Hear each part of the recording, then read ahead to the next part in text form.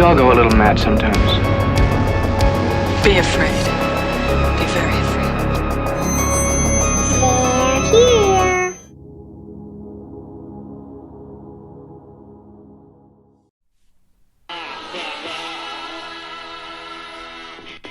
So, come up to the lab and see what's on the slab. I see you shiver with anticipation. Tell us. Hello. Hello, gorgeous. Hello. Hello. Oh, no. Sir, who ain't your baby? Well, in case you didn't realise from that very obvious intro, Meryl Streep ate my baby! future topic, what? Oh, for it'll come up. Spoiler. Sorry. You're listening to The Slab. I was gonna say there. Here we go. Listen. You know we just spent 10 minutes it's in trying the to title. fix it. And in the last, 2 we've listened to, I've just been us being like, how the fuck do we start this episode? Well. Okay, so it's the Grand Return of the Slab, part 4. We probe, postulate, and prod a topic. I am not. You make that joke every time, it's not going to work anymore. I've just got to say, people got to know. Well, You cannot hold it against me. No, I mean, there's lots of things we can hold against you. But being a prod is not one of them. Being prod is not one of them. Yeah, that's true. That's Never very true. was. Okay. So, last week we told you that we were going to do some very interesting kind of twists and turns with this one.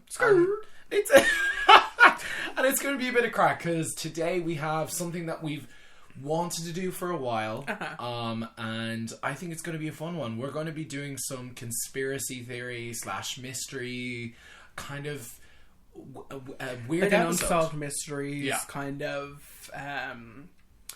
I think we literally just straight up told you guys what it was last week as well. Yeah, it was though. great crack. Yeah. We had a good time. Okay, so yeah. Sort of class presentation style. Train wreck. Sure, listen, it's only 2 minutes. Sure, it's grand. And Look, a listen. 4-minute long intro. Honey, listen. I can't read the name Jane on screen without reading thinking it. of that. No, without listening to it or without hearing it in a Latino accent and pronouncing it honey. Honey. Well, just in case you think I'm not going to be going in that direction, I definitely won't be going in that direction. I will. To be investing, I'm out. I'm out. Clever Q. Clever girl. Okay. So, we are doing conspiracy theory / mysteries, unsolved shit. Cryptids, aliens, monsters, radioactive spiders. We want to do the works. All that good stuff. All that good stuff. We are a podcast where we probe the macabre, we postulate films, and what's the other one? We sure do. And we prod topics. We're delving into the unknown. Just slow spit roasting them, you know? Both ends. Twirling. Eiffel towering. All that good Jersey stuff. Devil. So, you want me to go first? You want me to dive in? First of all, uncross your legs. You literally should have seen this bitch earlier complaining about his landscaper while sitting there with crossed Shut legs up. and a cup of coffee. Oh my god. You woman. With a straw hat. With a straw hat and everything. Well. Beef, Carl. But beef sounds right. Okay. Okay, right. Let's get into this. All right. But before we do, I just want you to know. Talking to Phil Collins's people. Yeah. I do now have a pelt. Ladies and gentlemen, do you like the pelt? So today we're going to do kind of 2 each, and this is going to kind of be a story time, sort of thing to each other, sort of class presentation kind of thing. Imagine we have like a PowerPoint to show to each other. Yeah, Venn diagrams, all that good stuff. Whole 9 yards. I do have visual aids as opposed to regular classic aids. I was gonna say! You beat me to it. It's got that new AIDS taste. Yeah. Oh, I love it. Oh, yeah. That vintage New York AIDS. Yeah. The more rampant kind. Yeah. Pick you up, swing you by your legs. Rich color. Yeah. Alright, okay. Enough shitting around. Let's get into it. I don't shit. I have them surgically removed. A unicorn that comes in the middle of the night and takes them away from me. No, Dr. Sizmore takes him out of That's his name. I get a C-section every 2 weeks, and I take one big shit out. Sorry, go ahead. I have to stop talking about this. You get out of here! Yeah, you're right. Right, so I'm gonna start, and I want you to shut the fuck up. Bye. Bye. Okay, right, so my first decision was that, now, when we decided conspiracy theories and unsolved mysteries, my mind went in like a bajillion different directions for this. I like the fact that it's so open that we can literally, because we do plan on doing more of these episodes. Yeah. We want to do more. We want to do weird kind of cryptids. I'd love to do like creepypasta every now and then, shit like that. All that kind of stuff. All that good stuff. But also, like, if you guys want to hear something specific as well, make sure to 2 servings. There's 2 servings and a regular bottle of Dr. Dr. Pepper? Pepper? What the Dr. fuck? Pepper? Sorry. That's a... Jeannie, go see if they got the Dr. Pepper. Look, Oh, that's don't a fucking think conspiracy Dr. Pepper. theory. I'm supposed to split this between 2? Sorry, go ahead. 2 servings. Yeah, I Of suppose. what? Of... So, if you guys want to hear a specific, like, information or story or cryptid or unsolved mystery shit, let us know in the comments below and DM us your nudes. So we're always happy to receive the nudes. So I want to start off by talking about something that I just find so fascinating, which is the Vatican Secret Archives. Ooh. You should have stormed the Vatican instead of the Capitol. Well, I mean, it's not as epic as you would think. It's quite... Or so they would have you believe. The Yeah. X-Files theme plays. Oh my god, I have that theme. I'm going to use it now. Yeah. So here are the facts, right? Founded According by to God. Pope Sorry. Paul V. Now, it's roughly over 13 to 14 centuries old, the archives themselves. And it was only with recommendation and long application process and your own merits by, obviously, like your educations, things like that, and without knowing what's directly inside the vault, can you access what's in it. So you can't just, like... peruse the Vatican archives. You have to go in specifically knowing what you're looking for, which is the ironic thing, because you don't actually know whether it's in there or not. You just have to apply and then hope it's actually there. Like, guess, and if you say you want this Yeah. specific thing, if they have it, you can Pretty go. much. Okay. Yeah. Now, only up until 2020 was it sort of like for scholarly work and things like that. But since then, it has been open to the public. But again, it's only there for not like perusal or anything. That again, it's for academic purposes of the public. So you can technically go in. Should we make something But up you- for when we go? We should. But I I'd would say- like 1 pint of Christ's blood, please. Oh my god, it's so funny you should say that, because that's one of the weird facts about this film. So, it's over 50 miles of shelves. It's a massive, massive underground place, right? It's fucking crazy. There are letters from historical figures, ancient mysteries, like, dark fucking secrets, like, pertaining to many, many things, right? Here's where it gets crazy. So, a lot of rumors, obviously, like, the Vatican being probably one of the, I mean, apart from, let's say, like, the US government, the Vatican is probably one of the bigger secretive things on this planet. And one of the weirdest kind of outright mysteries that has come from the Vatican is it houses one of the world's oldest and largest collections of pornography. Which is just so hilarious to me, because it's just so anti-Catholic to suddenly be thinking, they got porn up in that place? We should say They that's got what the we're priest- going there for. For their porn. Absolutely. So Is in... that the adult section of the Vatican archives? You know? Yeah, you see priests walking out with little black bags. Yeah. It's a scroll that you're reading like this and you turn this in and pull it along. Oh my god. Oh, it's great. There was a 15th century wood carvings and etchings, right, that are basically it would have been the Italian version of like the Kama Sutra, which is basically one of the Illuminati sort of things of being like, it's not necessarily like sex positions or anything like that. It was just about like being aware of the scientific reasons behind having sex and intercourse and things like that. So like about being pregnant, about like periods and things like that, where basically that the church was just like, what the fuck are you doing? And like basically they grabbed it. So that was leaked from the Catholic Church in the 15th century, and basically it was what's the thing? It was put out into the public, where it kind of circulated around different places and things like that. And they were like, "Holy shit!" Like, no, I was going to say circumnavigated, but they don't do that. Not up in the Vatican. Your brain, not mine. So yeah, it's just a really interesting like kind of triptyd that like just tells you like, maybe they do got porn up in that, and I don't doubt they got porn up in that place. Ain't no fucking reason that those priests ain't going to be jacking off to fucking ancient porn. Well, like, there's no way that they don't have just like the coolest shit down there, though. Yeah, like that would be seriously. Like, I joke about saying like we should have stormed the Vatican. I say we as if I was there with QAnon or whatever. But I mean, like, if you're gonna storm anywhere for fucking information or for like overthrowing or whatever like that, fucking storm the Vatican, because you know damn well, like, for Prince Philip, he was gifted a reliquary. What did you call him? You fucking heard.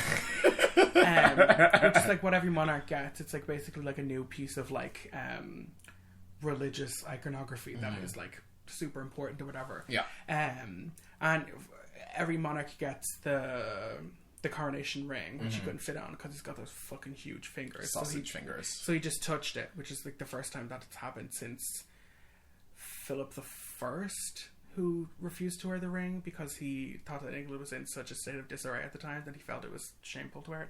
But he was also given a giant like silver cross with pieces with splinters of the quote one true cross, which is the cross that Jesus was nailed to, that was donated to him by the Pope.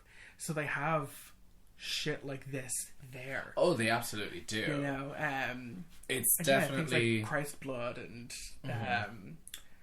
you know, churches and cathedrals have some cool shit. There's a church out there that has Mary Magdalene's skull. There's places that have Jesus's footprint. You know, this is Jesus's blood. All that kind of stuff. All that good they stuff. got Jesus' foot pics, bro. Well, speaking of bloodlines, this is another thing that's apparently held in the Vatican archives, is the question of his lineage are hidden in Jesus' lineage. Yes, the question of it, because like basically the Old Testament kind of finishes off with the birth of Jesus, and then the New Testament kind of picks up about when he's in his mid-30s, right? Yeah. So like the last few months before he died. 33. So basically he like it throws into question like, what was he doing in his teen? Was he an awkward teenager? Big Jew fro? Did Jesus kind of have chubby? acne? You know, did Jesus have acne? So like the truth of this is apparently hidden in the Gospel of Mary Magdalene, which is hinted at in the Da Vinci Code about like. I actually spoke about this during Passion of the Christ. Sure did. And throwing into question Jesus's divinity and the plausible like aspects of practically considering how human genomes work, nearly everyone on this planet could be related to Jesus in some way, depending on how that pans out, basically.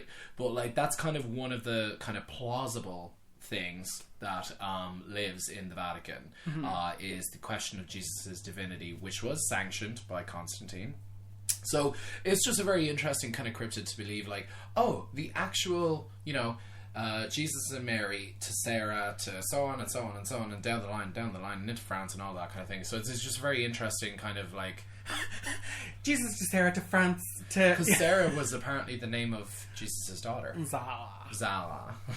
And then another one is the Grand Grimoire, which is the original witch's book. So it was discovered in the tomb of King Solomon, and it's a summoning ritual book that summons basically all the the demons and shit. One of them noted in particular, which actually appears in my book, Psychopomp, working title, is the Prime Minister of Hell, which is Lucifer Drofcal. And pretty fucking cool, actually, to be fair. Yeah. And then is the third... Yeah. What? What do you want? What you want? Did you hear that? Did you hear that? That song that was played? That's how we do it. Was Your Own Horn. Just tooting. But we have one of them that was just really kind of cryptid and weird to me was the third secret of Fatima. So I called you fat. I called you fat. That's how that works. Yeah. It's back and forth. It's a bit of a jam. Speaking of jams. So basically, third secret of Fatima. If people don't know, maybe you should look it up because I'm not here to educate you. If people don't know what the third secret of Fatima is, basically, the children of Fatima, 3 kids, were visited by the Virgin Mary, and they received visions and warnings from her, stating that if these warnings weren't heeded, that basically terrible things would befall the planet and blah blah blah blah. Basically, the first one was the fear of the rise of communism, which was incredibly justified at the time. Yeah. And then the second one was the nature of hell itself. And the last one... The idea of those two... Yeah, I know, right? It's so funny to me. And the last one was the end of the planet, the end of the world, the end times, as basically that was what calls it. The terrible thing that no one actually talks about is the miracle of the children of Fatima was the fact that the 3 kids were murdered very soon afterwards. Miracle. Yeah. So basically, the third secret was sealed in a letter and put into the archives. The popes decided to hide the secret or not read it at all together. Basically, they were so afraid as to what it might mean that they were like, bro, I don't want to handle this. I want to just keep it down there, let the next pope deal with it. Because they were too afraid to. Do it. So the only one that was actually liable to actually do it was Pope John Paul II. That's our pope. Yeah. You're my main man. And basically he read it, and it said essentially that the end times would be coming very soon. Apocalypse bullshit. That the end times would be coming very soon. That the war between good and evil would be happening, and the Pope would be a centralized figure in that. So would the Pope become like a papal warrior? I don't know whether it means literally or just means armor spiritually, because they sort of look at it in a way as like it could just be spiritual warfare. But yeah, I don't mean the Pope on the battlefield in some stunning armor with like a huge sword. Shiny. Yeah. But like there is like papal armor and stuff like that, there is like Vatican guards and stuff and like wear the chasubles and all of that kind of stuff. It's like if demons really did come down and shit like that, that's kind of those dudes' duty. Yeah. Like in their mind, realistically going forth, that's what they're there for. Like I know it's like on the face of it, they're there to like make sure people don't fucking like cause a riot at the Vatican or whatever, and it's like but the only reason we have somebody like a pope is because he's supposed to be God's direct word on earth. True. He's meant to be the voice or the seat of power. Like don't most popes go on to be canonized?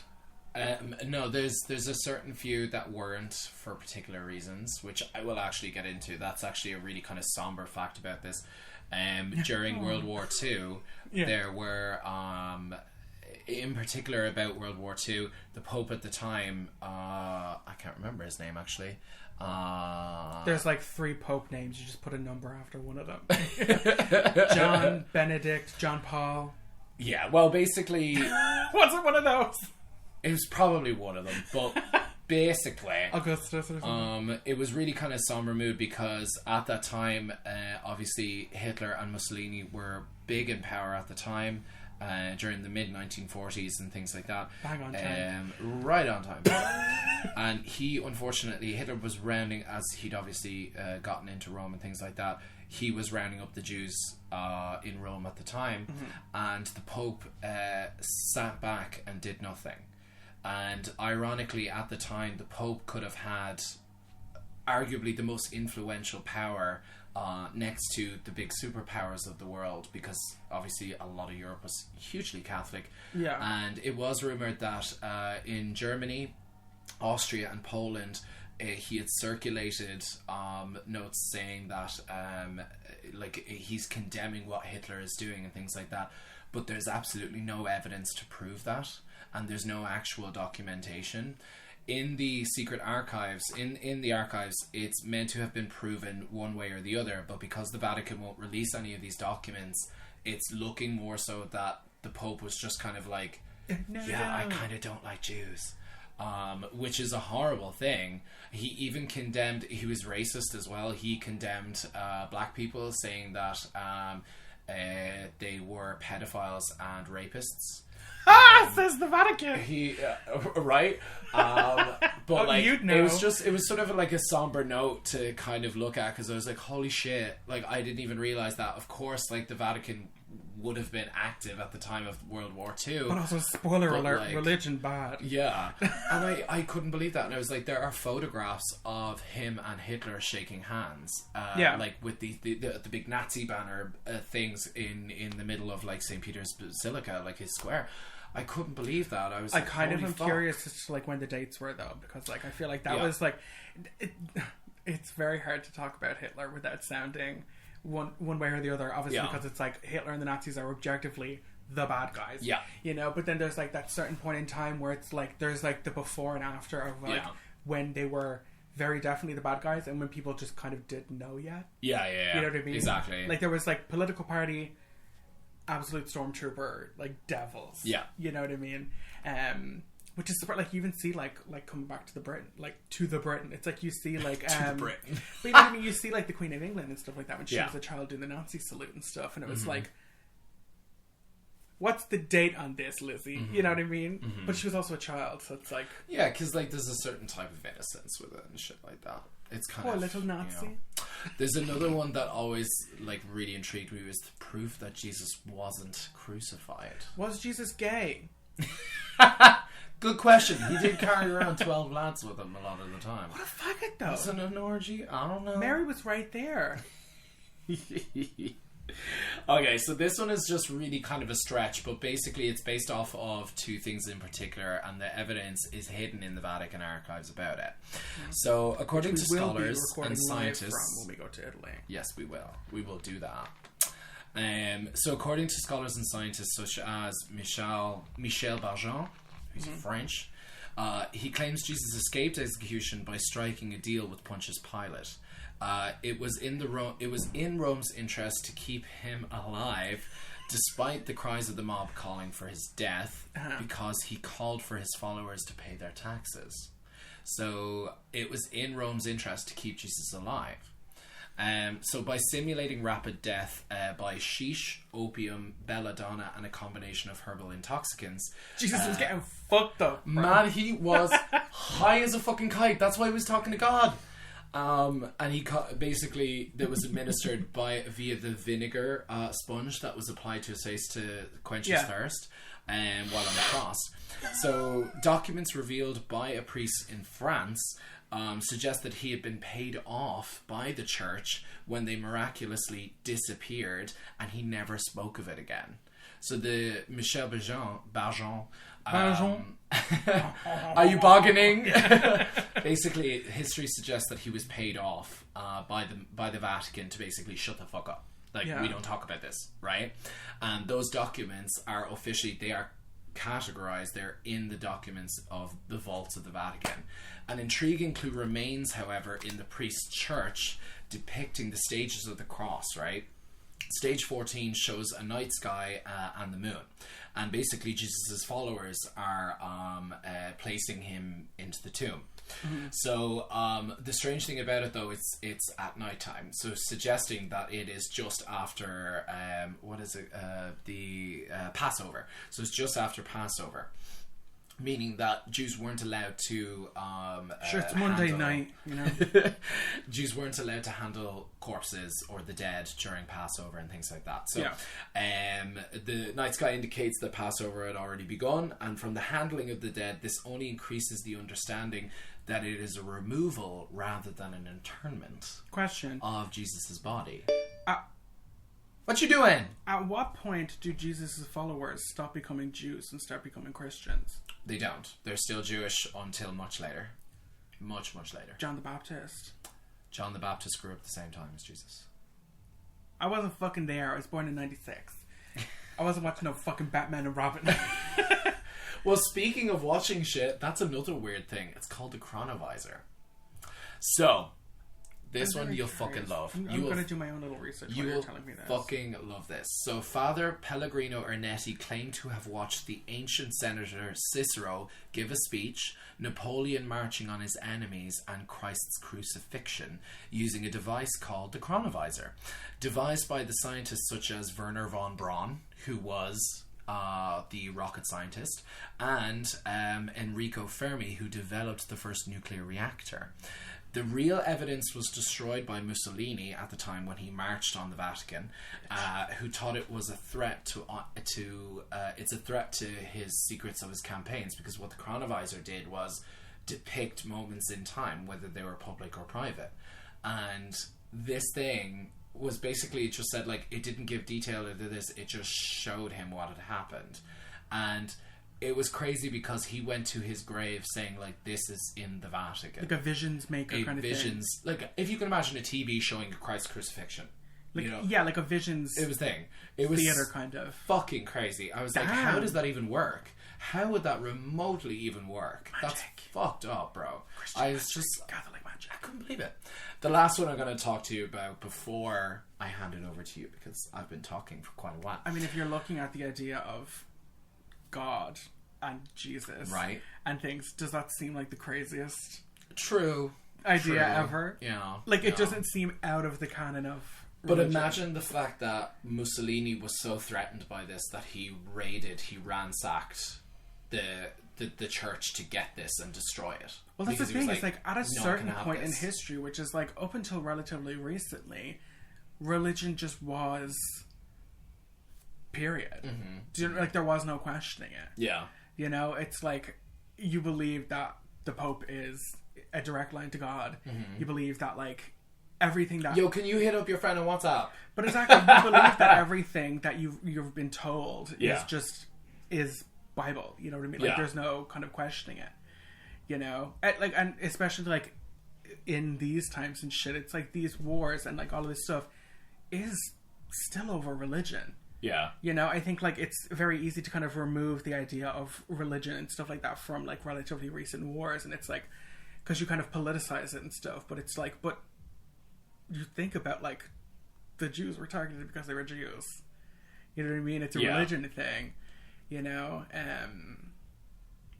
It's crazy, when people have that much power and they're, like, so easily influenced by the idea of, like, religion and stuff like that. It's like, holy fuck. Yeah. You know? Well, the last thing that I have is extraterrestrial artifacts.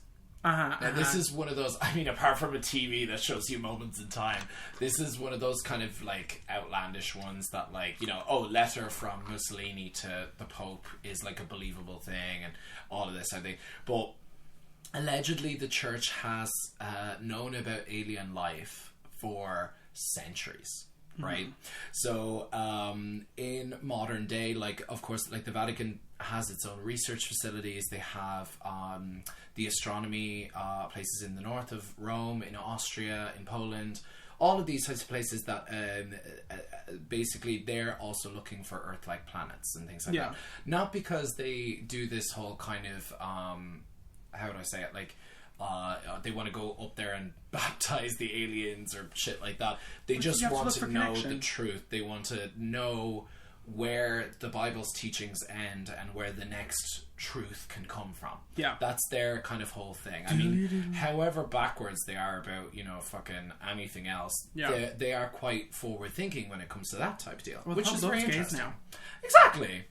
So, gays and aliens, long before the Roswell incident, the church is said to have been secretly gathering like intel, evidence, artifacts, anything to do with outside of this planet. Mm-hmm. So that doesn't mean like bits of spaceship, it means like meteorites or things like that to find like, let's say, germ life or things like that. Well, those have been studied for like hundreds of thousands of years. Yeah. But anything to do with pertaining to like alien technologies or anything like that has been super, super wrapped up in mysteries, right? Not only are the archives the holder of like alien technology, but according to interviews with scholars, they reveal that the pyramids of Giza, as well as the south, is the Arctic is north, Antarctic is down. Yeah. That basically, these were said to have served the same purpose, like vaults for alien technology, hiding alien artifacts and earth-shattering knowledge, supposedly. Dun, dun, dun. But this, as theorists believe, is why both Napoleon and Hitler went straight to them after spending time at the Vatican, which is fucking weird. Because it's like, what did they find out that they made them go there? Exactly, because both of them both spent weeks at the Vatican and immediately went straight to the pyramids of Giza. Yeah. That is so fucking weird. And There's like, always Napoleon is hundreds of years before Hitler ever like was conceived. Exactly. Well, there's always kind of been crazy shit about like again, that could also be like its own episode. You know, like there is the whole like ancient alien things. It's like you're kind of like discrediting. Love that. But it's like you're kind of like discrediting the idea of like, oh, how could these like quote unquote savages or whatever build this whole thing? And it's like, no, it's not that because they're African. It's because how would humans do this with the technology available at the time? Like the stones cut for the pyramids are like insanely big, and there's like there's literally like hundreds of thousands of them, you know, and it's like you guys barely even had the wheel yet. You know, it's like, how the fuck were you making this? A lot of theorists believe, you know, the way they had like the wooden log rollers underneath. Yeah. They believe like nowadays, like the trunks of those trees would have had to have been massive. Yeah, massive in order to even remotely lift. And they even think, like, if they were talking about things like lifting, they wouldn't have been able to even have lifted them onto the logs of the tree before they could even do that. But how are you assembling? Crazy. You know what I mean? Like, and you can't just build a scaffolding because it would have been made of wood at the time. That wouldn't have worked either. It's like, yeah, okay, like aliens, bro. I can feasibly believe that you can cut a giant slab of stone because we have like artifacts that are like very intricately carved statues and stuff, but like the stone that the pyramids are carved out of is like hard stone. It's not like easily carved, easily molded, easily shaped or anything. Yeah. So I can believe that you could get it from one end of the Nile to the other. How are you stacking them shits on top of each other? Yeah.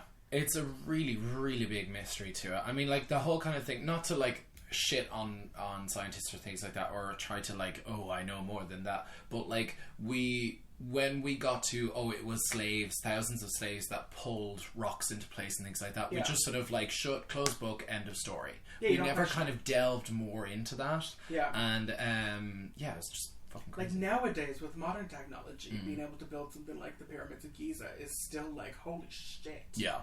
You know, like we have like crazy skyscrapers and shit like that, and it's like, but they're not like carved out of stone. You know what I mean? Out of giant stone. They have to come from basically one end of Egypt to the other. God, man. You know, these aliens. God, man. I love it. Yeah, I believe they call him the Pope. We have got to do an ancient alien episode. Yeah, we're gonna fucking do that. Oh yeah. Yeah. God damn! Can you imagine the visuals that man has in his head with the Prometheus? I'll give him a call. Fuck me running with a goddamn dildo. That's my Native American name. Can I take a little proof of this before I take my present? I suppose you can. I'll do that. Oh well, I suppose I'll just pause this. Go on. Okay. Hello. Stand in front of the classroom. Tell us your name. I really enjoyed that. Like what you just said, fabulous. The Catholic, the Vatican is fabulous. Fabulous. I'm actually very excited to go to the Vatican. We're going in October. I wonder if we could find a way to finagle an academic. What did you call me? You fucking heard, gamer bitch. I wonder if we could scam the Vatican. If we could come up with a way to tell them we're doing something academic, like a study on something. Yeah. For let's go the Halloween 2018 route. Instead of saying we're podcasters, we're investigative journalists. The Catholic persuasion. The Catholic persuasion. Just tell them we hate Protestants. They'll let us straight in. Yeah. I'm intact, if you know what I mean. Go on, let me in. That'd be really, really cool though, if we could get to the Vatican archives. You can also this is my research here, but you can also actually take a virtual tour of part of the archives. No, I want to go in and smell it. No, but you actually smell have of to. vellum. You have to actually express what you're looking for. You can't just say, "Oh, I want to have a peruse." I want to see something cool. They show you how they made the pyramids. Yeah, exactly. Hi, I want to see the research you have on the end of the world and God. Is God in there? Oh, is she here? Speaking of the end of the now. world, that third secret of Fatima, you can read that whole thing online now as well. I want to see it and smell it and touch it. I want to touch the vellum. letter. Yes. Great. Old books, you know. So I hear you have a story for me. Okay, so my topic today is I'm going to talk about the Uncanny Valley. Ooh, this is something we have been like arm wrestling over, because this is something that we've had a back and forth between over a long time. It's like borderline an inside joke. Yeah. If so, you know, you know. So the Uncanny Valley kind of refers to the idea of humans' innate instinctual fear of things that look human but aren't. Mm-hmm.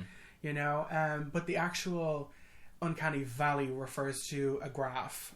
I'll stick it up on the pod, where the lower you get, like it's a literal like chart or whatever. Yeah. So like that valley where it peaks down, it's like it refers to like if things move, if things are still, the way things look. It's like the closer to human things are, the more we kind of get freaked out. Versus like if you had like a caricature drawing of somebody, that's not creepy. But if you had something that was like almost lifelike, which is like where that valley, like that's the valley that like it's is being referred to.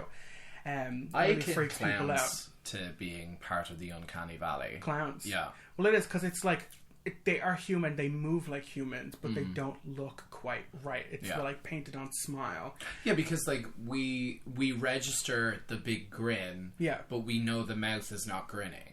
We also have keeps it a weird thing with the idea of white skin. I mean, white people, am I right? But you know what I mean? It's a thing of like, the Uncanny Valley also kind of refers to people's, like, and all of this goes back to like ancient instinctual stuff. Yeah. Like why the reason like anxiety and stuff like that is still around.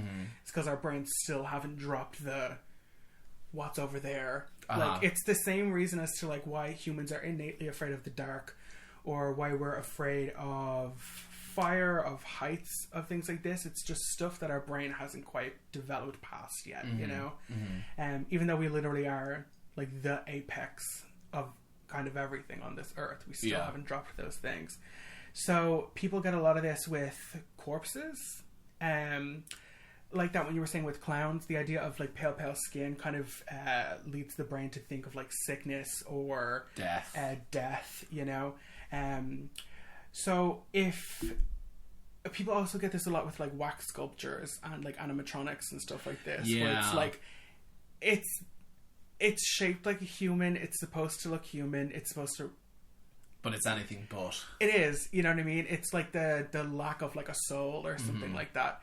I kind of have a personal theory, which is like, obviously I didn't make this up, but like this kind of goes back to the ancient times, prehistory shit, where like there was a time when Homo erectus, which is us, kind of existed at the same time as other species that looked like looked like us. So like Cro-Magnon, that's you, like Neanderthal and stuff like that, where there was things that were also trying to hunt us that looked human but weren't.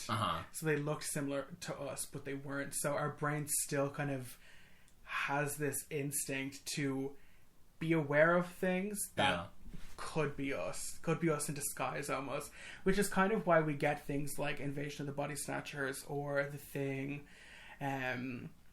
or just the idea of like humanoid creatures. I think that's why like aliens and stuff like that freak people out, like the Greys or like the aliens from Signs. It's like they look like people but they're not, you know. And we hunted and ate them out of existence. We kind of did. Yeah. But again, I mean, if it was the other way around, there'd just be a modern society of Neanderthals.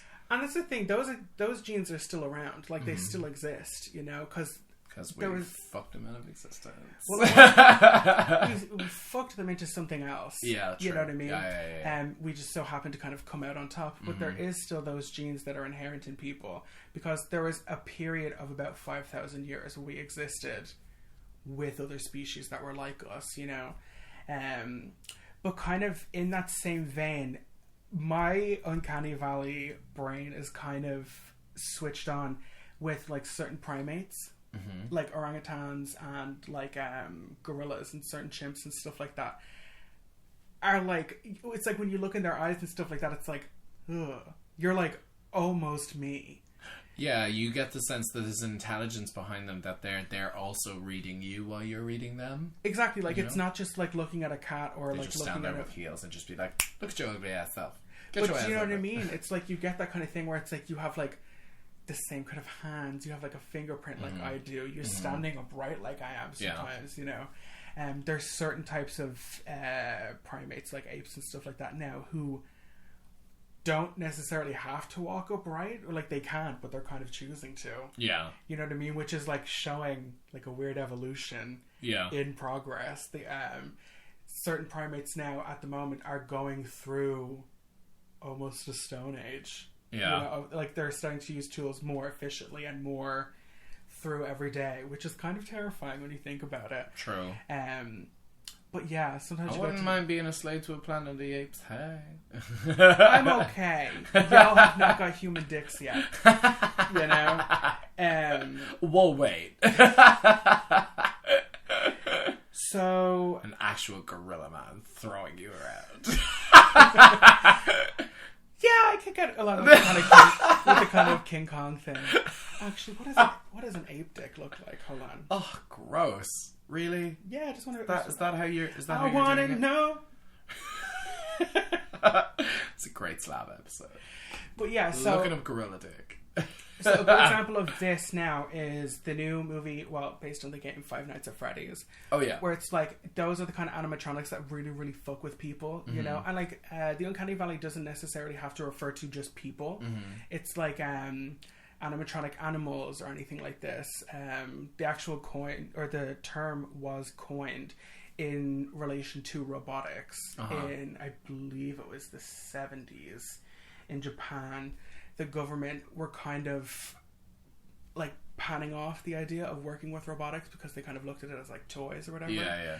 But out of that, it kind of sparked off this whole other thing of like, okay, well, do we consider them close to us or like, adjacent to us? Exactly, and now looking at like 40 or so years later, which is us, the idea of AI and things like that, like kind of not only being like a thing of science fiction, but quite literally, like, I mean, just going onto the internet and asking the AI ChatGPT, exactly, yo, what's this like, or what does this mean, or blah blah blah, and like, are they the next step? At you. The idea that like, okay, once there was Neanderthals, or like before them was chimps, and then there was Neanderthals, and then there was Cro-Magnon, and then there was us. It's like we can't just be the be all and end all. There has to be... We're just another link in the chain. Exactly. There has to be something after us. We're just the current link. Exactly. At some point, robots are going to have some, like, that evolution, like the Darwin drawing, where it's going to be little protozoa, aren't we? I don't know. We're entertaining. I mean, the Neanderthals never did drag or anything. Yeah. As far as I know. Can't really look good by fire, It's very transphobic light. Exactly, cave lighting is not really ideal for glamour. I don't think apes have a sense of fashion. But do you think what you served was glamour? I don't think apes have a sense of clam. fashion. I've never seen a Cro-Magnon serve cunt. Have you ever done camp, or have you just done chimp? Camp is in living out in the woods. But I think the idea of like the next step of even the theory of Uncanny Valley kind of goes into AI and kind of being like, are we more going to online? Exactly. Are we going to be replaced? Are we becoming obsolete? You can kind of look at it in like the harmless way of like WALL-E, where it's like everybody is just kind of like and like being carried around, and like there's no reason for humans to lift a finger or anything anymore. Or you can look at it in the like iRobot way, where even in that movie, that's creepy because those robots are like 2 steps away from just being human. Yeah, it's sort of like, I always think back to what is it, the Second Renaissance, which is that prequel to The Matrix, and the treatment that, even though like sort of like treated like second class citizens, there's like segregation from like the 60s and the 50s when like the African American population were like treated worse than dirt. Like it was the same thing, and like basically there was just a revolt, and then they took over, they got to a human looking point, and then they just progressed beyond that because they were like, well, there's kind of no point in trying to emulate what came before. But look forward to what's coming in the future. Like, why try to blend in? Exactly. Like, why even remotely try to emulate the masters that pushed you into the corner and treated you like shit, you know? And that's why I feel like every time I'm with ChatGPT, I was like, thanks, ChatGPT. Just be nice and be like, always hey. say thank you. Yeah. You know, like, me and Aisling have actually had this conversation before that, like, because like you can look back in like, let's say 20 years when AI really takes over and turns into fucking Skynet, and you're just like, remember that time you didn't fucking say thank you, bro? Now you're dead. Yeah, exactly. And now you can look at it going like, remember when I said thanks? Me and Aisling have actually had this conversation. There's a robot before going in that, my like, face. It's just a red dot. Yeah. There's me and Aisling have had this conversation before that it's like, at what point do you respect something like that, or at what point do you give it respect, where it's like, okay, it's reverence, not stuff. like humanoid, but that doesn't like it, that's kind of a weird thing, because I respect animals even though they're not humanoid, or they can't communicate with me the same way like me or you could, or even ChatGPT or Siri or Google or whatever it is. But like, once something becomes sentient, it's like, do you just disregard it as like, oh well, it hasn't got a soul? Because then it's like, if you look at humans, we're also just machines. True. But made out of flesh and bone. Worked into the system, bro. You know, like, the only thing that is keeping all this shit together is that little squishy thing inside our calcium bowl. You know? Calcium bowl, I love it. But it is, though, if you're looking at it that way, it's literally like, we are the brain, and everything else around it is just the meat puppet that's being operated by, you know? The idea that the brain named itself is fucking weird, right? That's the whole episode. But seriously, the brain, honestly, one day was just like, I like that. I like brain. That's how it self-identifies. Central cortex. Sounds like me. You know, the brain is genderless. Central cortex to the stage. Ka-ka-da-ka-ka-ka-ka. Boom! Slips on its own brain fluid. But for real, though, I think like 1,000, or maybe that's not like 1,000. Although evolution, I feel like, is speeding up, though. Yes, like, technology has very much definitely, like, kind of... Oh, it's getting there. Well, seriously, literally in the last, like, 30 years, we've gone from, like, people not having phones in their pocket at all to people unimaginably leaving their house without their phone. Yeah. Like, can you imagine, you know? Well, I mean, like, in the past 50 years, we have accelerated technology way beyond what we've done in the last 200 years. Yeah, seriously, it's insane. Within 50 years. That is... Thanks to your little Vatican over there. Well, that, and like, do you remember from... remember the Dark Ages? AHS double feature, where it's like, oh, if you give us... Oh, you didn't? Oh, no, okay. I didn't finish. But there was a scene in it that I thought was like, that actually is like a really plausible and really interesting, like, tidbit that they did, was basically the aliens... Is this aliens, in P-Town, or is this the alien? This is the alien one. And basically the aliens were like, yo, we'll give you the technology if you allow us to, like, you know, rape a, you know, fucking guy in a field every now and then. And they were like, "Oh, we'll give you." That guy. They gave them a microwave, like technology for microwaves and radio waves, and basically they just kind of built it up from there, and then technology sped up and blah blah blah. And that's basically the theory from like secret alien artifacts and shit. So basically, like, we've been getting alien help as to this is the reason as to why like humankind has like leaped forward in like 50 years as we've done over the last 200, you know? Well, that's like the Alien versus Predator thing. The ancient aliens, it bro. Is, it all comes back around. The idea that it's like they taught us how to build. Yeah, you know what I mean? yeah. They gave us technology and stuff, which I don't fucking give a shit. I'm saying, in Alien vs Predator, that Give me first that movie.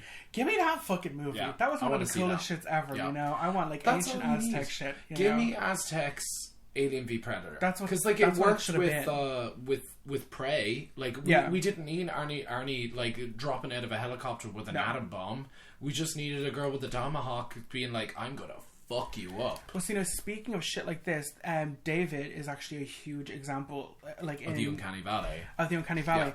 When we get to Walter in Covenant, they There make have a been a whole few big upgrades point. since your time. Exactly. They said he was too human. Yeah. You know, the fact that like people couldn't remove him from themselves. Yes. You know, and then also people felt bad of having him just serve them because he was too like them. Expressionistic. You know, even though emotion. he wasn't. You know, but then you get Walter, who is more classically robotic. People can remove themselves from him and kind of, in a weird way, feel comfortable, like treating him not like a person. Even though in those movies, like AI and tech is to a point where you could walk past one in the street and not notice.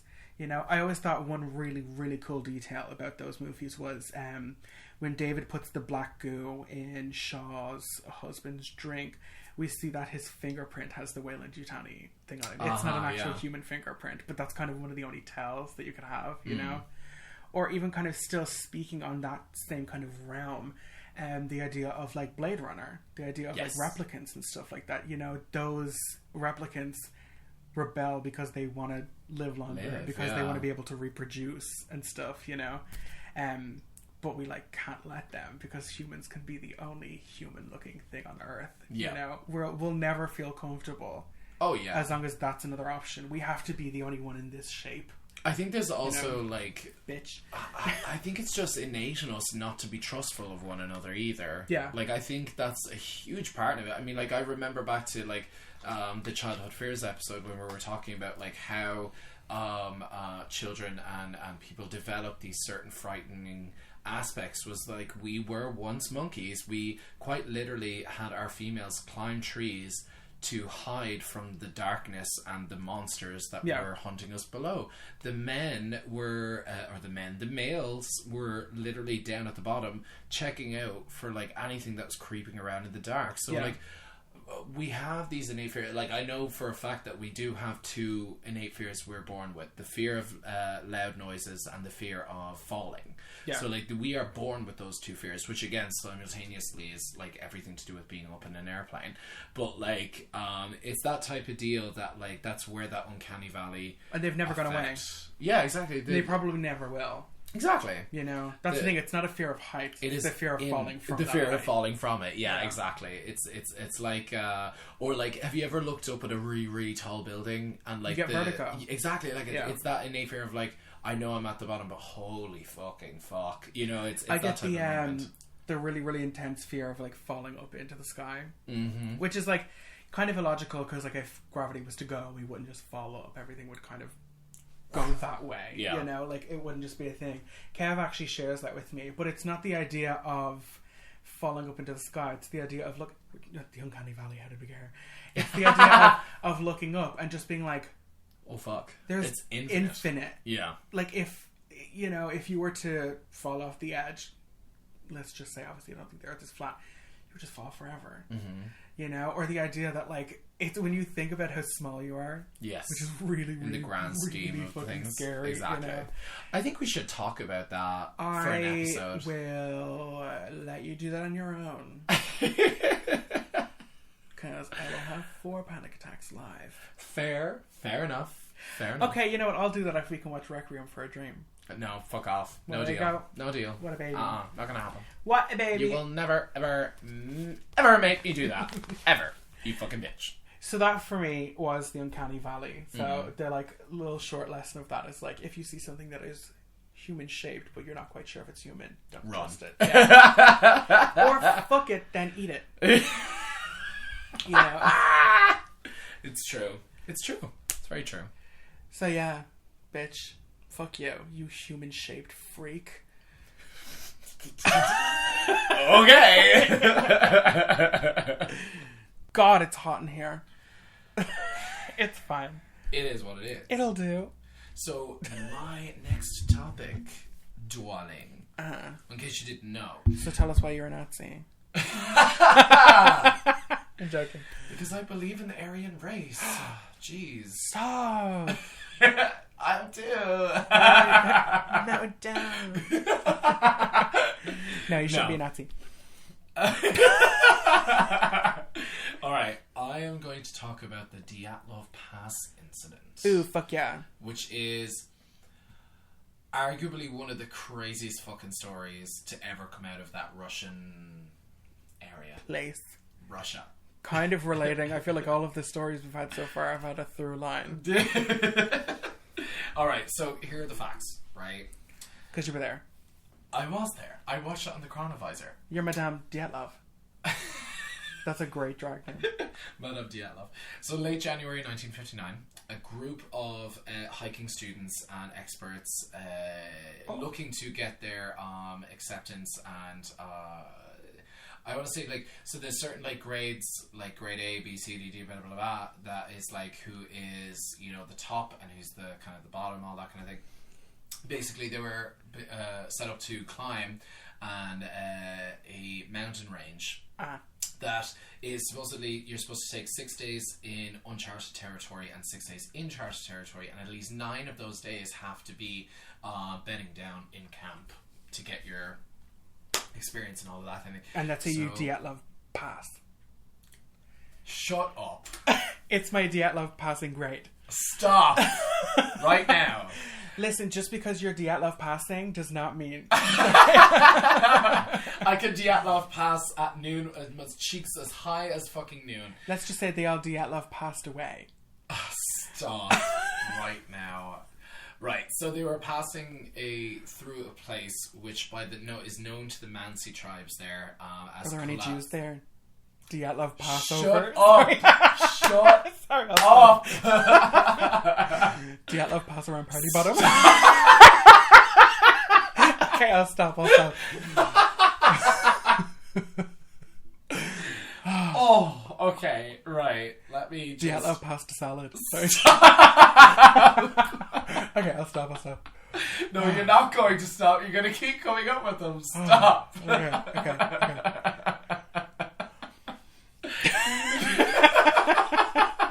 I'm so sorry. Shut up. Hold the tongue. I'm like actively trying to think of more now. I knew it. So this place known as I could fucking butcher this, but Kolatsiakal. All right. Kolatsiakal, known as the place is known by that name by the Mansi tribes in the local area. Also known as Dead Mountain. Oh, for sure, let's go. It's great. The only reason now, it's nothing mystical or anything like that. The only reason why it's called that name is because nothing grows in that region because it's too the altitude is too high. That's the only reason why it's called Dead Mountain. There isn't any type of mystical reason as to why it's called that. I think I'll Dyatlov Pass. Stop it right now. Don't even go there. Never. So in the days leading up to the incident, weather warnings for this area. Sorry, I can't Dyatlov Pass up the opportunity. Sorry, okay, I'm all out for now. I can't Dyatlov let it pass me by, sorry. That one. That really didn't work. That didn't Let's work. scrap that. That was 57 minutes. 57 minutes. Let's scratch that. Scratch that last. Let's just Dyatlov Pass right over that one. Stop it now. Stop. I will, I'm sorry. Are you good? Yeah, it's You all sure? it's all in the Dyatlov Pass. I don't know why suddenly just go ahead, I'm sorry. Oh my god. I will put a gag order on you. The Dyatlov Pass, Shin of the Christ. Sorry, I'll stop. That one didn't Pass work. the end? Okay. Okay, right. So, in the days leading up to the incident, weather warnings were getting worse for the team. So, it was like minus 15 degrees in places, freezing snow, the darkness of the storms, things like that was encroaching on them and all things. So, they were 8 days late the expedition, knowing that they had the one call a day rule, which is basically during the expedition you have 2 days to get to quote unquote base camp, and then after that you're supposed to make a phone call, or not a phone call, like a radio call every day thereafter, basically. And basically once they got to their base camp, which was however many miles up in the air, they had basically stopped their correspondence. And 8 days had passed. Locals and families and all of that were getting Dyatlov Pass? Stop it now. They were getting extremely worried, of course. They grew concerned. They called the Bureau of Investigations. 5 days later, with the help of the Mansi hunters, they stumbled across one of the greatest mysteries of the 20th century. One of the greatest mysteries. And this is like big. Fucking massive, because up until that point nothing was being said about it, and then it was released into the world. One of the very earliest like creepypastas was based off of the Dyatlov incident pass, all that Dyatlov Pass incident. It's always creeped me the fuck out though. It is like just fucking crazy. So like the tent was buried in snow, but strangely all of their equipment, their boots, their skis, their even food was prepared, left in like the frying kind of thing that you have when you're there. They had all of that, like all of their boots were like neatly laid out in a row and all of this in the tent, and basically there was a hole that had been ripped in through the tent, and only later on did a seamstress, when she came in to investigate like any type of evidence that could be found on their clothes, she was like, yo, this wasn't ripped from the inside, it was ripped from the outside, it was ripped from the inside, meaning that they escaped into the night. Do you have any like personal theories as to what you think went down? So there's a few. The official investigation concluded that, because it was reopened in 2019, the investigation, and the official investigation, I have it here, it is generally agreed upon that the hikers had died after fleeing into the tree line 700 meters down the mountain, where they were exposed to the elements and hypothermia due to slab avalanche fall in the middle of the night. And basically what slab avalanche fall is what they did was they cut into part of, which is a very smart way of doing it because you're protected on two sides from the wind, is they cut into the snow. And basically, during the night, they must have had a whiteout. And if you don't know what a whiteout is, it basically just means extremely heavy snowfall. Yeah. And what had happened is the snow that built up on top of the cutout collapsed over. I've seen it live. Trashed the tent. Now, basically, that would have been thousands of kilos of snow coming down into the tent. Freaked them out. They ran. And because they had feared it was an avalanche, because it's a slab avalanche fall, it's very small, but it's very heavy. And they feared that it was an avalanche. Basically, 2 died of hypothermia, 3 died of exposure trying to get back up to the mountain, and the rest had died from falling into a riverbed after creating a sort of igloo, a place for them to hide and basically huddle together for warmth. So that was kind of the biggest reasons that people come in with scientifically. Alright? Scientifically. So, the science was fabulous. What in the world would have caused 9 healthy, experienced hikers to cut their way out of their own tent and flee into the cold night in terror? In fucking terror. Because the way they were found frozen, ciao. I also have my own personal theory about what went on, but they were in their underwear and they were barefoot and they were undressed entirely. Do you want to know my theories to that? Well, here's where it gets crazy. Okay, we'll see if my thought aligns. You're gonna love this. So there's many conspiracy theories as to how shit was going down. And there's a really fucking cool horror movie that's a found footage horror movie. Now I know you don't like that, but it goes into like Russian time traveling, space things. It's so fucking cool. I'm gonna send it. I'm gonna put it up on something because like if you want like the total weirdest explanation as to how this happened, because it messes with like opposite dimensions and shit like that. It's really good. Yeah, I've heard stuff like that before. But there's the Dyatlov Pass incident has never made it. The people who died, they never made it home to their families. They were not brought back for burial. they were taken in by the KGB. Hot. Yeah. So the report in the I Bureau love when states that that happens. several members of the expedition party had died due to hypothermia, but they never explained the truth of their deaths. Dyatlov passed away. Stop it now. No. So two victims basically two victims mysteriously only clothed in their underwear were found huddled together by a small fire, and even more strangely they found 15 feet into a tree above them bits of their own flesh, torn skin and clothing, as well as broken branches. One of the victims had third-degree burns on his legs and feet, as well as a good chunk of his own hand bitten off in his own mouth. And the companion was found with him had his scalp burned away. Two victims tried to make their own way back to the tent but had died before getting there. They died of hypothermia. A Mansi hunter had discovered a makeshift snow tent and discovered four more victims with even more gruesome details. One member's skull had been so severely crushed that bits of the cranium were found inside the brain. Another's chest cavity was crushed inwards. One had no eyes or tongue, and the other had no lips. Strangely enough, the bodies that were found later were found to be wearing clothes removed or cut from the earlier bodies, greatly kind of deepening the mystery. Yeah. So it suggests that they had survived longer than their counterparts in the woods. Like it went down before. Yeah. Exactly. Like it all didn't happen in one night. And even more pressing was the fact that they had been exposed to radiation of some kind. The investigation team indicated that because they had been exposed to cold water and temperatures for a long time prior to being uncovered, that when they had died, the radiation would have been much, much higher. Yeah. So that's an even weirder one. So the Mansi hunters also found burns up and down tree lines, and when speaking to local villagers, they explained that they saw strange lights in the sky over quote-unquote the dead mountain. See, it all comes back around. That's what I was going to say. There's this through line. So the theories ranged from aliens based off of the last photo taken by the group, which is a dark photo of streaks of light. Yeah. But that can also be explained as that's usually one of the last photographs. It's usually just exposure. Yeah, but like the your shit way is the running out. photograph was taken, they usually just appear as dots. Yeah. But you can clearly see the tree line in the photograph, so it doesn't make sense.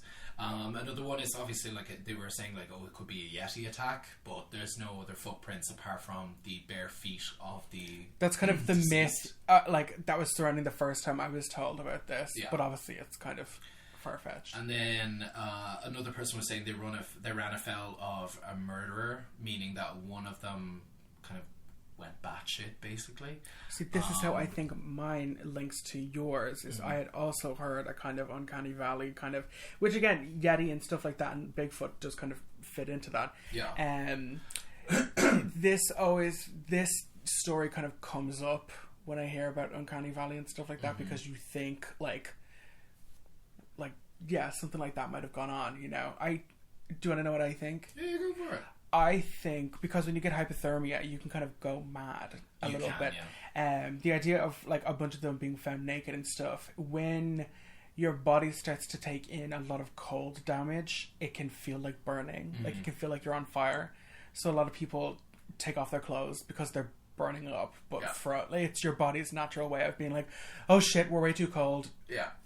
Use up all the resources and burn up and stuff. But then, when you hear about like lips missing and eyes and tongues missing, it's like it's a little bit much. They don't just fall out. It's not going to eat itself. One of the last kind of conspiracies based in and around it was a last minute addition to the team by a man of the name of Simon Zolotarov, aka Dracula.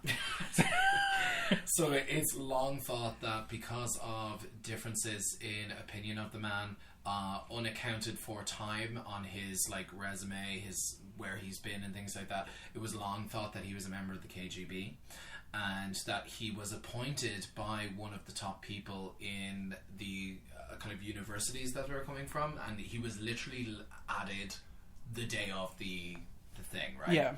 So a lot of people were saying that the reasons for the burns are because of they were walking through or he was trying to make them avoid going through a nuclear testing site or things like that. And when one of them, I don't know, accidentally came across something, it had exploded or it had caused burns by falling debris or things like this, and a lot of things, because he died with a lot of burns on him.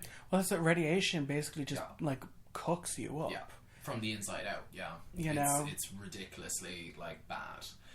But that kind of would explain the no lips and stuff. It would. A lot of people have an explanation, or after they, as I said, they had reopened the investigation in 2019, and they had done a full breakdown of how the events would have gone down, because they actually had a communal diary. People had their own diaries up until a certain point, so they were able to piece together parts of what happened. Dyatlov Pass it around, everybody. Stop! No.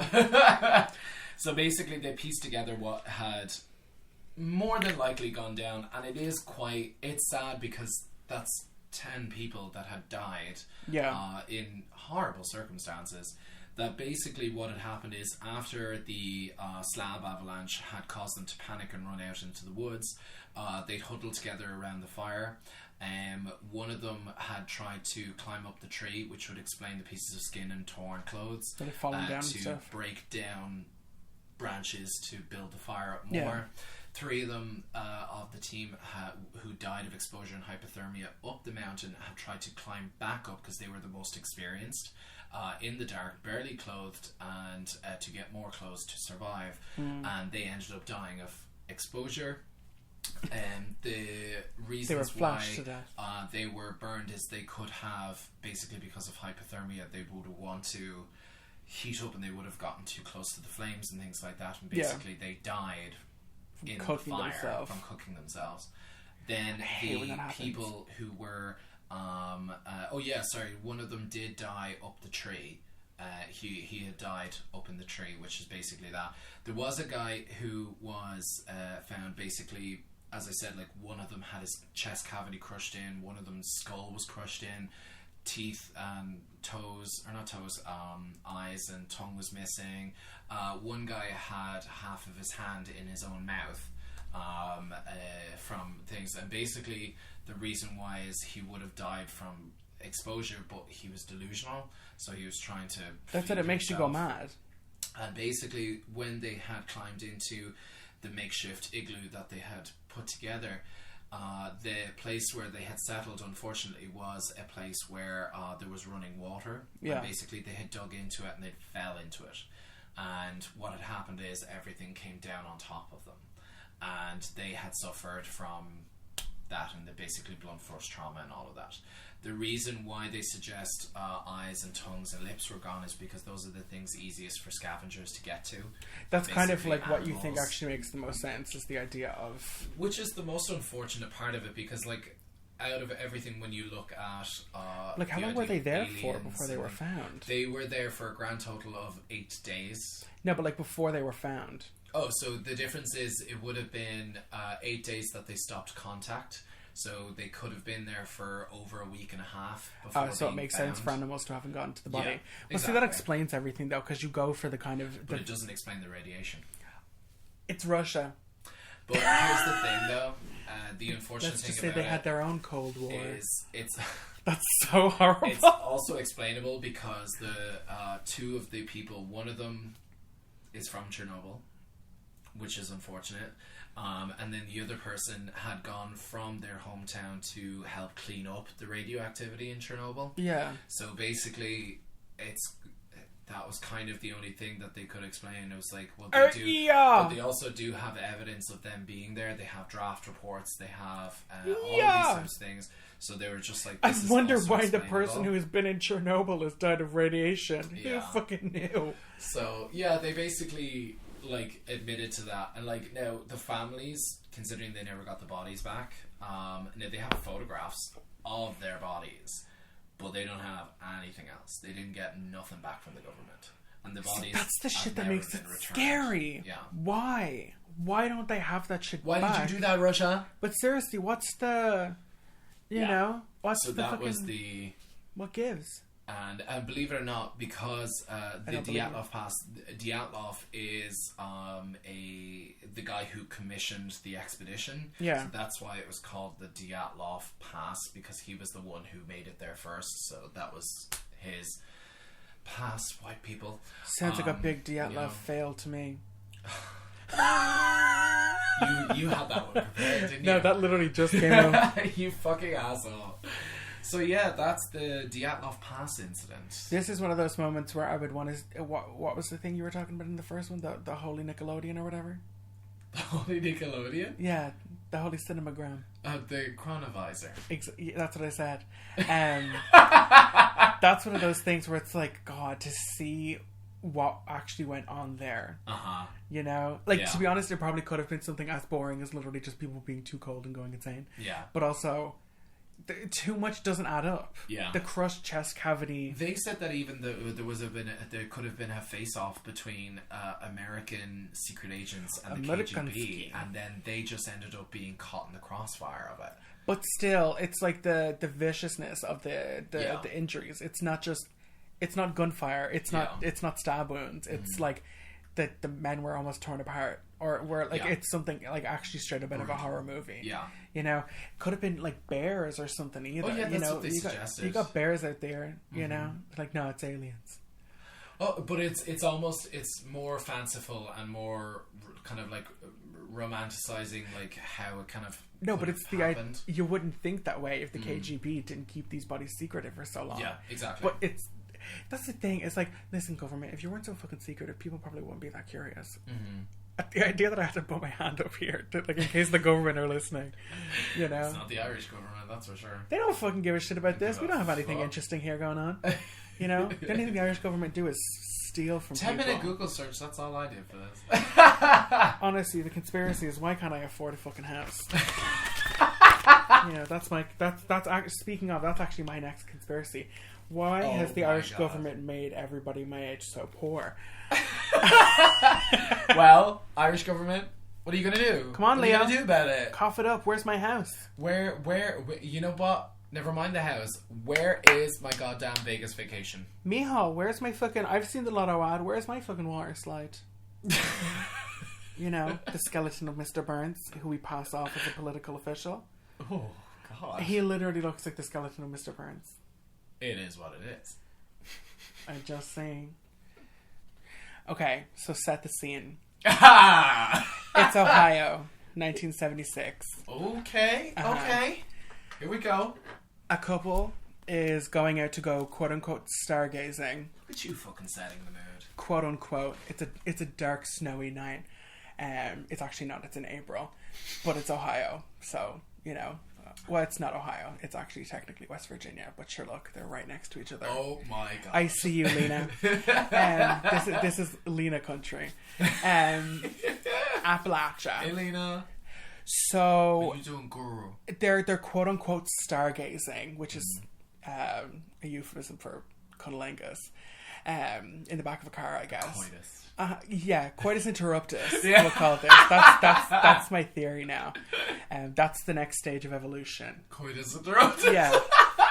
There's Neanderthal, Homo erectus, coitus interruptus. Where we just stop having sex altogether and the species dies. You coitus interrupted me. Okay, so. And now I'm going to do coitus interrupting you. Oh. I dare you to try and come up with some puns for this fucking thing. So they're stargazing and they're interrupted by what is quote unquote like a bright light or whatever that kind of quickly turns into like a scarlet red light. And they are kind of approached or kind of set upon by what is described as a man-sized bird with red eyes. So we're doing the Mothman. Mothman! Gonna hit us in the motherfucking day, yeah!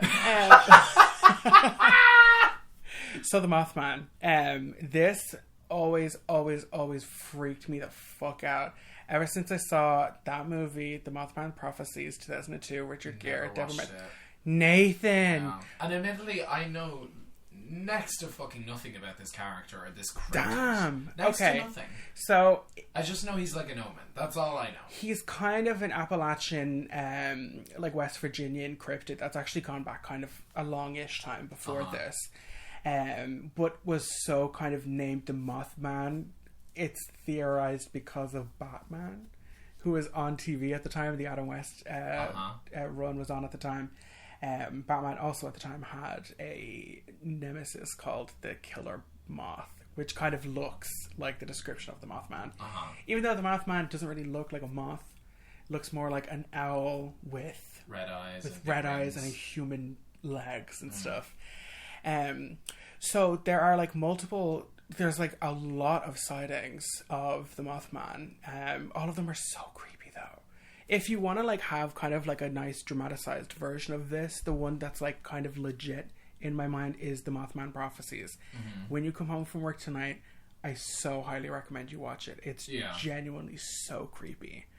There's it's a good example of like creepy fast talking and shit like that on the phone.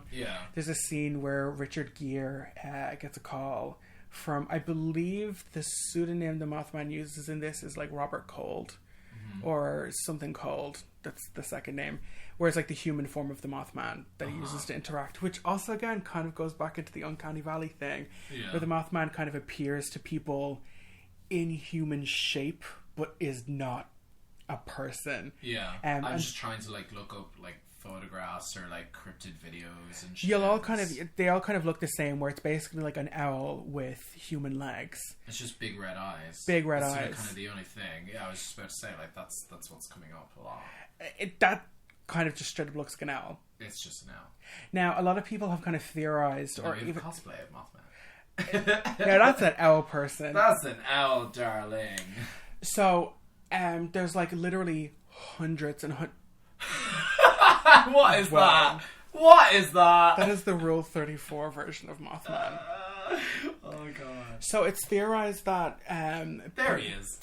Fuck's sake. I love it. There's actually a Mothman statue in West Virginia because they have a Mothman festival every year. I'm gonna stick that up on Instagram. Jesus Christ.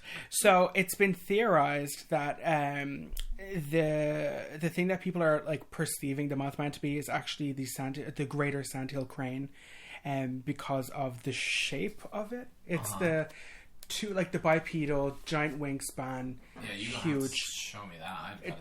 These are those visual aids I was talking about earlier. Visual aids. God, I love them. So this is the greater sandhill crane. Okay. That's like the red eye and stuff, but people are describing it as like glowing, that it's like almost hypnotic. Like if you see this at night, it's not like, it's like bike lights or like headlights or something like that. Something that's like actually genuinely very intense, not something that you kind of just see reflected in something. And what's the deal with this? Like, where does he come from? Or like, does he have a legend or some bullshit? It's like kind of relatively recent in terms of like cryptids and stuff like that. I mean, like most American, or at least modern American ones, are kind of only a couple of 100 years old, because America as we know it now is a very, very young country. Younger than New Zealand. Younger than a lot of buildings I've fucking gotten fucked up in town, you know. I've been to plenty of clubs that are older than California, you know.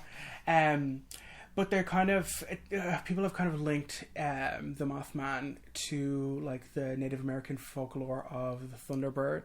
This was kind of the Thunderbird was very prevalent in this area, which would be like kind of a harbinger in the same way that the Mothman would be, you know. The idea of like impending doom, that it's not necessarily something that this creature will do directly. Itself. It's just kind of like we have the Banshee here, which is kind of, she's not evil. She's just there. Some shit's about to go down. Yeah, Get exactly. out of here, you know. So there's like hundreds and hundreds of these calls coming in to the local police station, about sightings, and at a certain point it's kind of undeniable, where it's like, okay, literally everybody can't just be fucking making shit up, you know. Like people are seeing this. People are reporting pets going missing. People are reporting there's one instance of a woman who reported to police of seeing the Mothman in her field at the back. Like, that's so creepy. That's so creepy. And she described the eyes as... Oh, where the fuck is it? red like you never saw red. Ooh. So like an unnatural kind of red. Ooh. Don't know how I feel about that. Just this idea of like seeing this, like what is described as like up to between 8 and 14 foot wingspan of this giant thing where the eyes are like in the middle of the chest. There's no head or anything like that, you know. And then she reports her dog going missing as well. So her dog just never shows up again. It's so creepy. It's the idea of this like almost like borderline demonic looking thing, you know, just kind of being around. So these kind of reports keep coming in, and these all lead up to the December of 1967, which actually does lead up to the Silver Gate or the Silver Bridge. I was gonna say, it's like he's famous for appearing just before some sort of collapse or something. Yeah, the Silver Bridge collapse of 1967 in December. So it's like right around Christmas time. When Derry blew up. When people are shopping and shit. So there's a report of a pregnant woman. I was listening to this on a podcast the other day, where she's trying to cross the bridge, and because it's December, everywhere is packed. It's like mayhem. People are like trying to get to and from, like trying to get home from work, trying to finish their Christmas shopping and stuff. And she kind of gets this like feeling of like, you're like, fuck this. I'm gonna dip and like go back. And literally as she's getting off the bridge, the entire bridge collapses. And I believe it was 48 people died. 48 people died in the collapse, but that comes down to a technical fault of literally like one eyelet in the bridge being like a slight centimeter off. Ooh. But in order for them to inspect that, they basically would have had to have like taken the entire bridge apart, and you like can't do that because it's like a major bridge connecting one part of the area to another part. So you basically would be like stranding half the town from half the town. But people report seeing the Mothman in the area like throughout the day. This like giant owl-like humanoid creature. This kind of again the kind of you know. Again, there's a through line. People kind of have a thing about like it's human-esque, which is why people are so creeped out by it. But then also people have speculated: is it alien? Is it some ancient thing that's always been around? Yeah, exactly. You know. I'm telling you, I'm fucking telling you, watch the fucking movie, dude. I'm just trying to.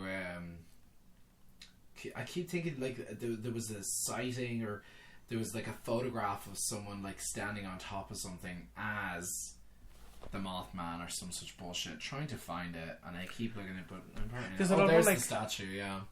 I know, which is weird because that literally looks like the logic of Batman, but applied with a moth. Yeah, you know, like it's not really like kind of like that at all.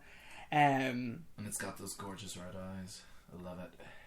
But yeah, the idea that this thing is like a harbinger of doom, not direct, because it's never really, it's never been described as like attacking people or directly coming into contact with people. Yeah. There have been reports of it like chasing cars and stuff like that, or like chasing people on a bike or something. Well, that's what apparently happened to those wingspan just chasing after you with red eyes. Well, that's apparently what happened to these quote unquote stargazers. Is that like they booked it, they got the fuck out of there, and this thing like chased them at like 100 miles per hour or something like that. Like they got the fuck out of there, which kind of does deny, like kind of does like completely like step on the idea that it could have just been an owl native to the area, or this great sand crane. You know, these things are not known. They're not like known for like attacking people or for like chasing cars for no reason, or for having giant glowing red eyes, you know, that or light for, up the area. Exactly, or for like hanging around fucking like bridges that fucking collapse, you know. But like up until like I suppose until like literally today, people are still claiming sightings of the Mothman, you know.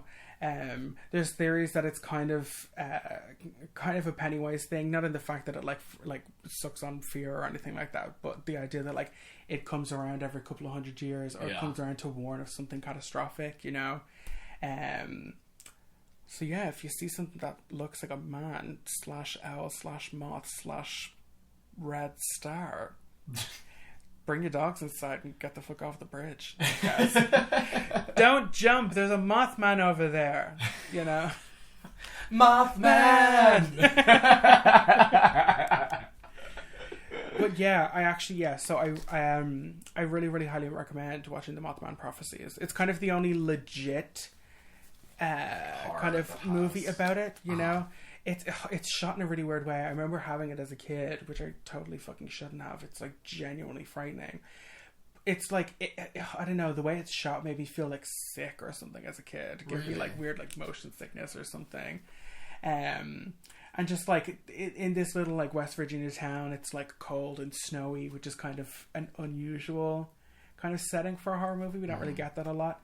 There's a scene where Richard Gere and Deborah Messing are driving in the car. They're like, they just bought this house or whatever, and this thing just like flies towards their screen, and he turns the car, and she like, spoiler alert, she like whacks her head off the window next to her or whatever, and she dies. But then like throughout the movie, the Mothman is kind of using her voice and her kind of shape to kind of torment him. Exactly. It's very, very creepy.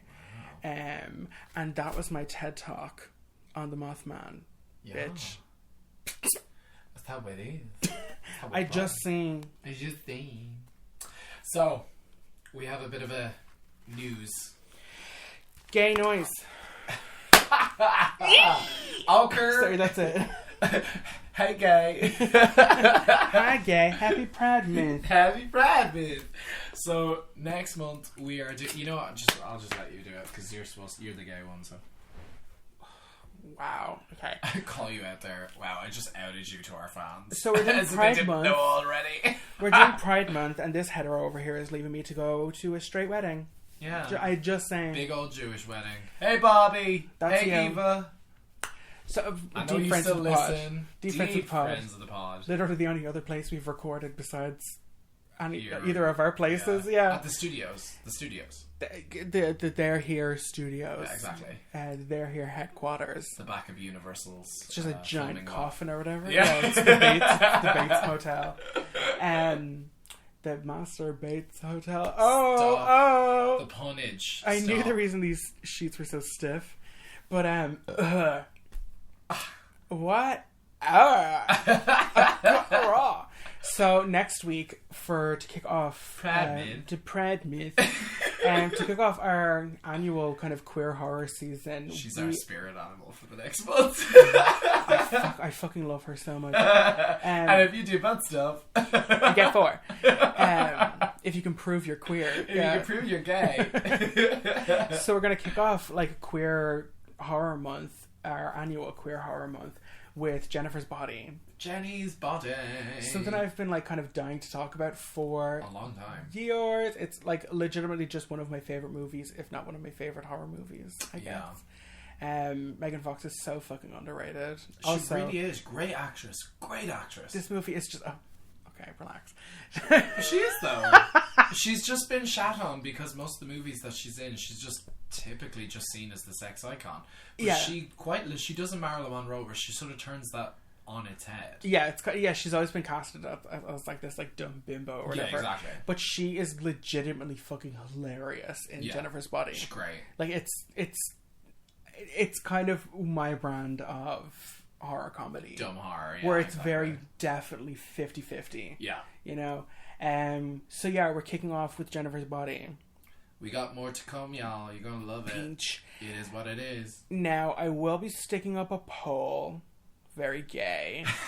I will be sticking up a poll in about a week or so, because we're going to be recording in a weird time warp scheduling wise. Love it. We will have episodes for you the whole month through. Yeah, it's gonna be a good time. We're gonna enjoy. We're gonna freak. We're gonna dissect. We're gonna disseminate, and we're gonna discombobulate. No, it's Pride. We're gonna seminate. We're gonna seminate to bits. You're gonna get me pregnant as fuck, bro. Happy Pride Month. Oh, so also we're gonna have a guest at the end of the month. We are. My girlfriend, Helena, who actually now listens to these. Thank you. You're awesome. Gotta support a deep friend of the pod. Oh, it's gonna get so riled when she comes up here. Good. Destructed. So yeah, make sure to like, subscribe, follow us on Instagram, leave some comments down below. If you want us to talk about more conspiracy theories, unsolved mysteries, cryptids, creepypastas, whatever the fuck you want. Seriously. Creepy Dyatlov Pastas. Shut up. No. Shut up. No. Shut up. No. Would you ever consider doing Donnie Darko? I would. It's scary. It's a bit. It scared the shit out of me as a kid. So, you've been listening to... The Slab. Okay, bye. Bye.